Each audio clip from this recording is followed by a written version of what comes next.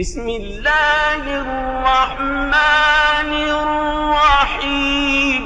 ஹிப்லாவின் திசையில் எச்சிலையோ சளியையோ துப்பியவர் நாளை மறுமையில் இரு கண்களுக்கு இடையில் சளி ஒட்டியுள்ள நிலையில் வருவார் என அண்ணல் நபி ஸல்லல்லாஹு அலைஹி வஸல்லம் அவர்கள் கூறினார்கள். சிறந்த முறையில் சிரமமில்லாமல் பாதுகாப்பாக உம்ரா பயணத்தை மேற்கொள்ள எங்கள் அல் பதர் 313 ஹஜ் உம்ரா சர்வீஸை அணுகவும். பயணத்துடைய ஆரம்பத்திலிருந்து இறுதி வரை அனைத்து இடங்களிலும் சிறந்த முறையில் வழிகாட்டப்படும்.